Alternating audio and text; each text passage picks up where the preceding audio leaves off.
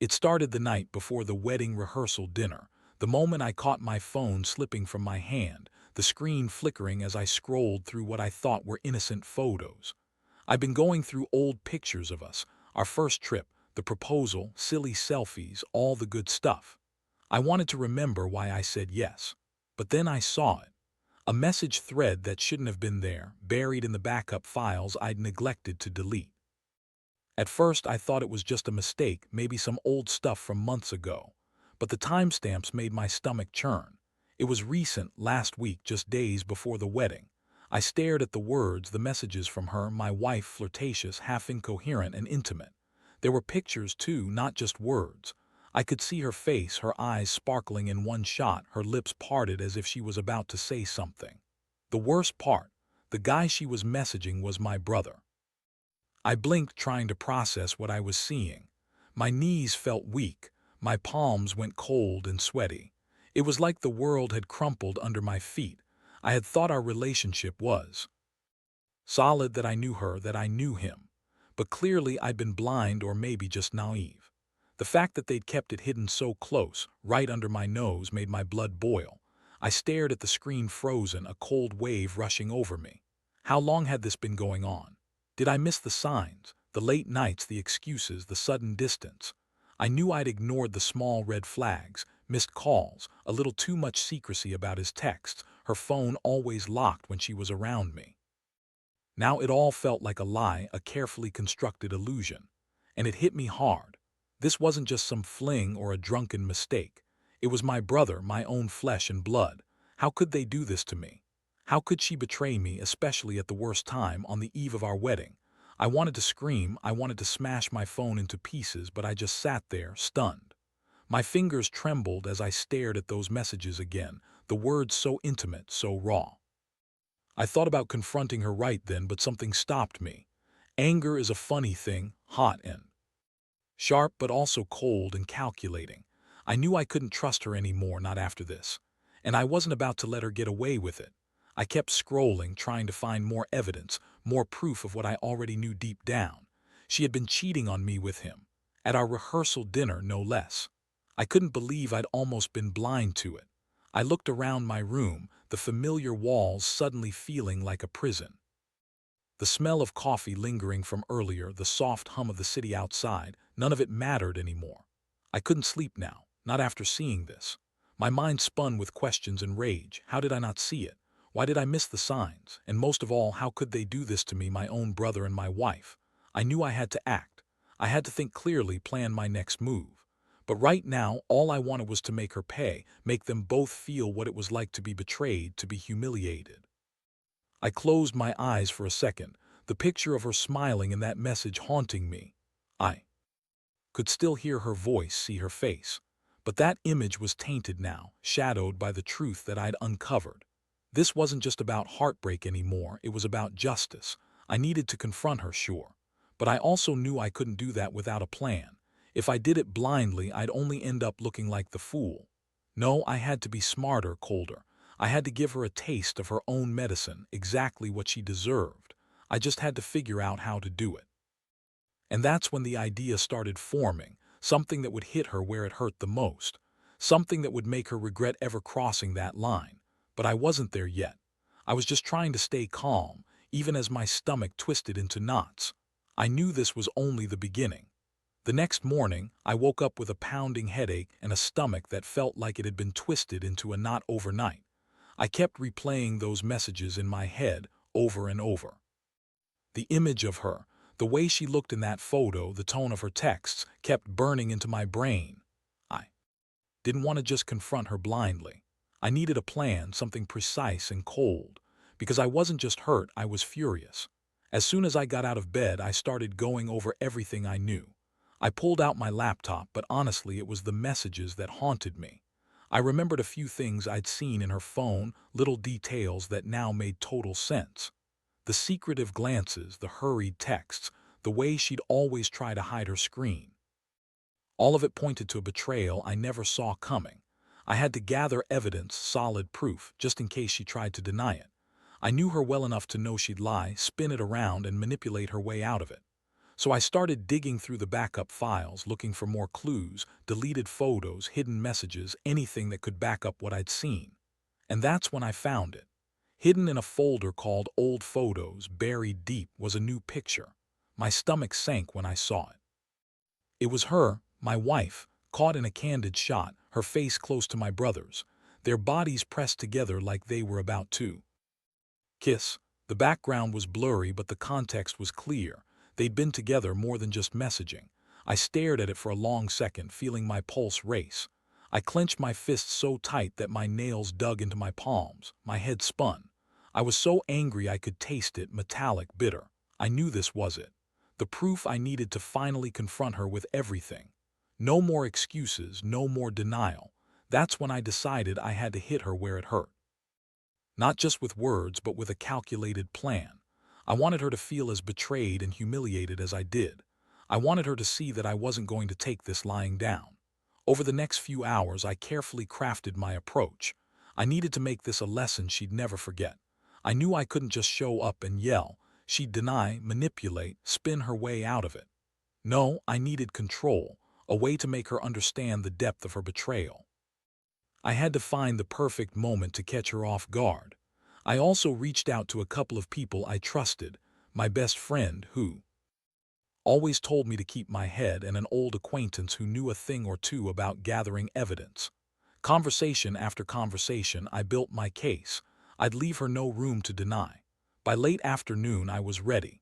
My plan was simple but ruthless. I would show her the images, confront her face to face, and make it clear I knew everything. No more hiding, no more pretending. I wanted her to face the consequences of her actions. I waited until she came home, her footsteps echoing in the hallway, her heels clicking like she was unaware of the storm she was walking into. I heard her key turn in the door. My palms were sweaty, my heart pounding. I took a deep breath, trying to steady myself. This was it, no turning back. When she finally stepped inside, I looked her straight in the eye and said, "We need to talk, and I'm not leaving until you tell me the truth." Her face froze, confusion flickering before she quickly masked it. She looked at me as if I was crazy, but I knew better. I knew exactly what I had seen, and I was ready to make her pay for it. Her eyes widened for a split second like she was caught off guard, but then she recovered quickly, a practiced smile flickering onto her face. "What are you talking about? You're overreacting," she said, her voice a little too calm, as if she had rehearsed that line dozens of times. I pulled out my phone slowly, holding it in front of her, the screen glowing with the photos I had uncovered. I felt my jaw tighten, my fists clenched so hard my knuckles ached. "Don't play innocent. I found this in your backup files. Tell me what's going on." She took a shaky step back, her eyes darting to the screen. Her face flickered between denial and panic. "That's not what it looks like," she muttered, but her voice was shaky, her composure crumbling. "You don't understand." "Oh, I understand just fine," I cut her off sharply. "You've been cheating on me with my brother right before our wedding. How long has this been going on?"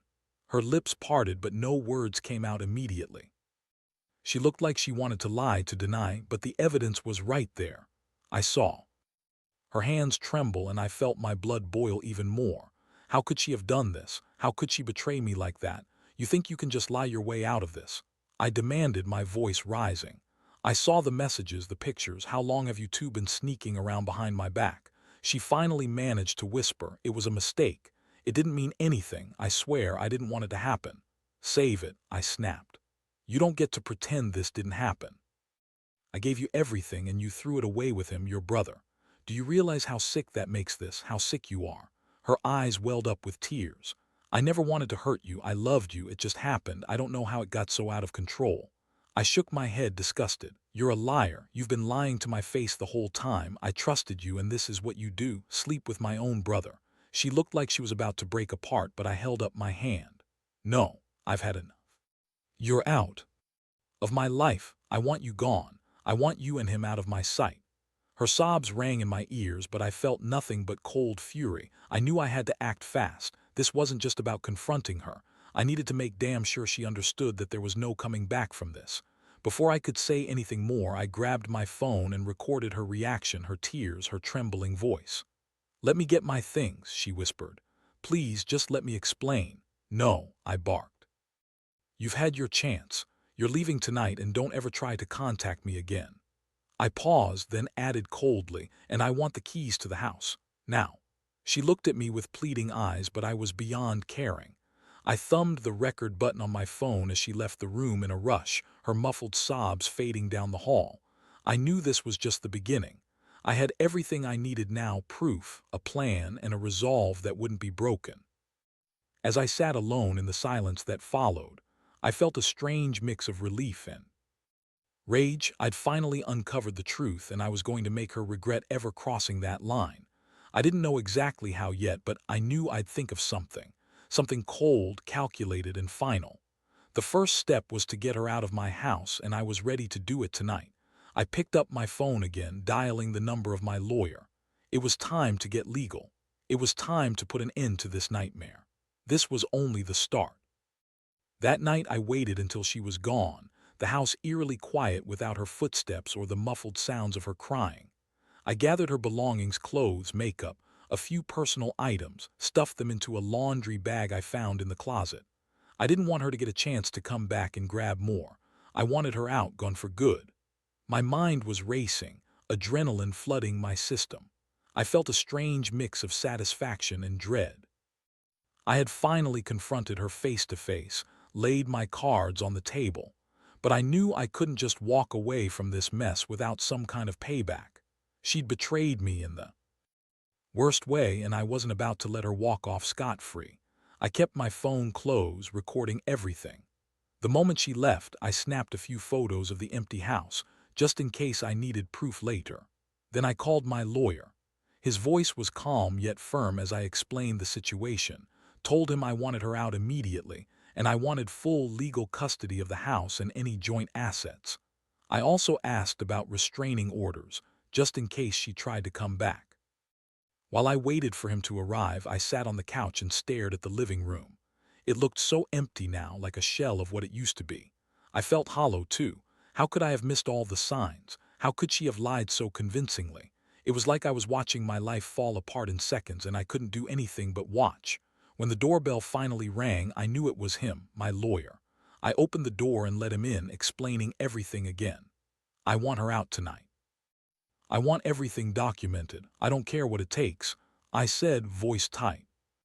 With barely controlled rage, he nodded, already pulling out his legal papers. "We'll get her served tonight, and I'll start the paperwork for the restraining order if she tries to come back. You're doing the right thing. Trust me, you're better off without her." I felt a small flicker of relief at that. I knew I had to be firm now. No more second-guessing, no more wishing things could go back. I was done with her lies, done with the betrayal. From here on out, I was taking control. The next hour was a blur. My lawyer had her served an eviction notice, and I watched her pack her things, her face streaked with tears, muttering apologies that sounded hollow and rehearsed. She kept asking if we could talk, but I just shook my head. Nothing she could say would fix this. When she finally left, she looked back at the house one last time, her face a mask of regret and anger. I closed the door behind her and leaned against it, feeling the weight of what I'd just done. It was brutal, maybe cruel, but I knew I had no choice. I had to cut her out. For good, for my own sanity. I walked into the living room, my legs shaking. I knew I'd have to face all the fallout: the family, friends, the broken trust. But right now, all I could feel was the cold satisfaction of finally ending it. She was gone, her keys in my hand, the house silent without her. I looked out the window at the dark street. The air was thick and heavy, and the only sound was the distant hum of cars. I felt my fists relax slightly, the tension slowly ebbing away. I knew I'd be okay eventually. Right now, I just needed to breathe and start putting the pieces back together. I pulled out my phone again, scrolling through the messages she'd hidden from me. I'd saved the evidence, but I also had something else in mind. She made her choice, and now I was going to make mine. It was time to take the next step and really make her regret ever crossing me. I knew what I had to do, and I was ready. My next move would be cold but effective. Because betrayal like this deserved nothing less. A few days passed, and I found myself in a strange state, part relief, part anger still simmering beneath the surface. I'd gone through the house, packed up her things, and handed over the keys to the landlord. The house, once filled with laughter and warmth, now felt hollow and colder than ever. But I wasn't finished. This wasn't just about eviction, not really. I wanted her to feel exactly how I felt, betrayed, humiliated, and powerless. That's when I made a decision. I needed to hit her where it would hurt the most, publicly, quietly, and with precision. I couldn't just tell people she'd cheated. I wanted the truth to come out on my terms. So I started planning my next move. I knew she'd want to reach out, try to explain, maybe even apologize. But this time I'd be the one controlling the narrative. I knew her friends, her family, everyone who mattered had a right to know what she'd done. Not the messy details, but enough to strip away her facade. I decided I'd send a carefully worded message, backed by the evidence I'd collected. I drafted it late at night, making sure every word was cold and deliberate, leaving no room for her to spin her way out of it. In the message, I kept it simple. I told them I'd found proof of her betrayal, screenshots, photos, and messages. I didn't accuse her outright, but I made it clear I couldn't stay silent anymore. I mentioned that I was hurt, betrayed, and that I was choosing to leave the relationship for good. I didn't name my brother directly in the message. I wanted to keep the focus on her actions, not him. But I made sure they knew she'd been unfaithful. Once I hit send, the phone was quiet. I wasn't sure what kind of fallout to expect, but I already felt lighter. The truth was out, and I'd done everything I could to make sure she paid for her betrayal. That night, as I sat on the couch, I heard my phone buzz repeatedly. I picked it up and saw the flood of messages from friends and family. Some expressed shock, others anger. A few reached out privately, asking what really happened. I responded to some, explaining as simply as I could, never giving in to the temptation to badmouth her. I just told the truth, nothing more, nothing less. It felt strange, almost surreal to be in control of the narrative for once. I saw her name pop up in a few group chats. Word was spreading. Some people I trusted reached out with support, others expressed disappointment. It was inevitable. The house was silent except for the hum of my thoughts. I knew she'd try to spin it, deny everything, or maybe even come back with some kind of apology.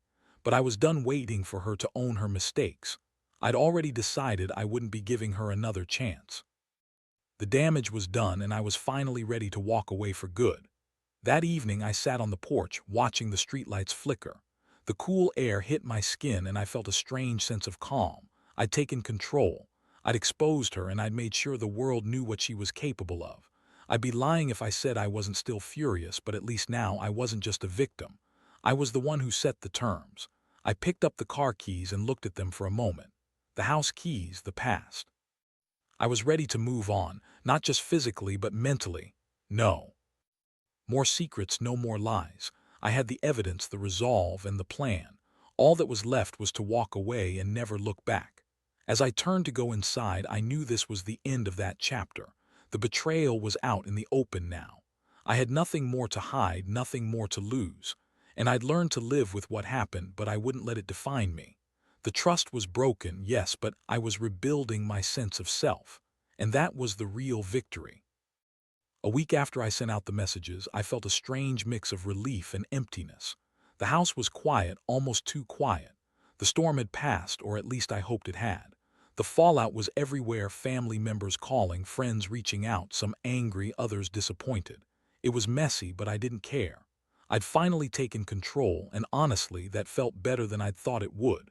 I'd given her the keys and told her to stay away. Her attempts to contact me were met with silence.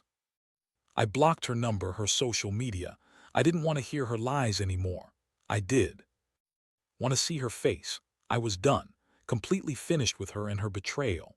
The pain was still there, but it was different now, dull, manageable, almost like a scar that would remind me never to ignore red flags again. My mind kept circling back to that night, that moment I found her messages. It was like waking up from a nightmare and realizing I'd been blind for so long. I'd ignored the small signs, the late nights, the secrecy, her nervous glances when I asked about her phone. All of it led to this. I'd been naive, sure, but I'd also been too trusting. No more. I decided to take some time for myself. I started doing things I loved, long walks, catching up on old hobbies I'd neglected. I even went out with friends I'd drifted from over the years. They didn't know everything, just enough to understand why I'd been distant lately. I didn't need to broadcast my pain, I just needed to heal. One day, I sat on a park bench, watching kids play and couples walking by. I realized I'd been given a second chance, not just with the house or the relationship, but with myself. I'd learned something vital: trust has to be earned. And betrayal, no matter how deep or painful, doesn't have to break you if you learn to stand tall again. I thought about confronting her again, about sending one last message maybe, just to say I'd moved on. But I knew that wouldn't serve any purpose. What's done is done. The damage is done. I needed to focus on building a future where I could trust again, where I could feel safe and respected. So I took a deep breath, felt the crisp air fill my lungs, and made the final decision. I walked away from the past, leaving her behind with all her lies and broken promises. I handed the keys to the house to the landlord, sealed that chapter, and closed the door on it forever. The house was just a building. What mattered now was what I carried inside me. Looking back, I know I could have handled things differently. Maybe I should have seen the signs sooner, but the truth is I learned. I grew. I became stronger with every step I took away from that chaos. And that's the real lesson here. Betrayal hurts, but it can also teach you how to rebuild, how to find your footing after everything falls apart.